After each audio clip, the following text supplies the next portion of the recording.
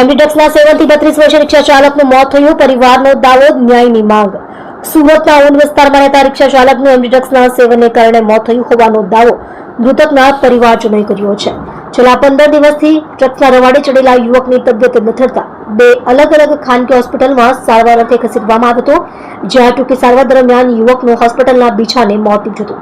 પરિવારે કરેલા આક્ષેપ અને યુવકના મોતનું સચોટ કારણ જાણવા બેસ્તાન પોલીસે સુરત નવી સિવિલ હોસ્પિટલ ખાતે પીએમ પ્રક્રિયા હાથ ધરી હતી. 32 વર્ષીય રિક્ષા ચાલકનું એમ્બીડક્સને કારણે મોત. Surat police no drugs in Surat city અભિયાન ચલાવી રહી છે. તેમ છતાં બંધબાણે શહેરમાં ડ્રગ્સનું હજી પણ વેચાણ થઈ રહ્યું છે, જેના કારણે ડ્રગ્સના નશાના દલદલમાં ધકેલાયેલા યુવાઓ મોત તરફ વળી રહ્યા છે.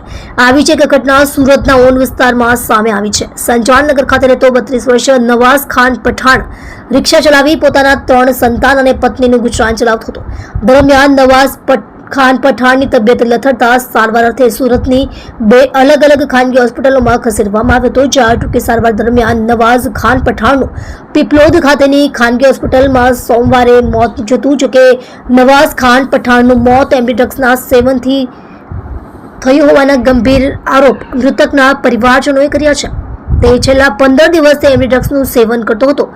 મૃતક નવાઝ ખાન પઠાણના પિતરાઈ ભાઈ ઇમરાન ખાન પઠાણે જણાવ્યું કે નવાઝ ખાન પઠાણ છેલ્લા 15 દિવસથી એમ્બીડક્સનું સેવન કરતો હતો. ઓવરડોઝને કારણે તેની હાલત ગંભીર થઈ હતી, જેથી તેને સારવાર અર્થે સુરતના ખડોદરા વિસ્તારમાં આવેલ યુનિવર્સલ હોસ્પિટલ અને ત્યારબાદ પીપલોદની ગ્લોબલ સનશાઇન હોસ્પિટલમાં ખસેડવામાં આવ્યો હતો, જ્યાં ટૂંકી સારવાર બાદ તેનું મોત થયું હતું. નવાઝને કોઈ પણ પ્રકારનું પહેલા વ્યસન ન હતું, પરંતુ છેલ્લા 15 દિવસથી તે ડ્રગ્સનું સેવન કરી રહ્યો હતો. ડ્રગ્સ લેવાને કારણે જ તેનું મોત થયું છે અને અમારી માંગ છે કે આ બાબતે ન્યાય આપવામાં આવે.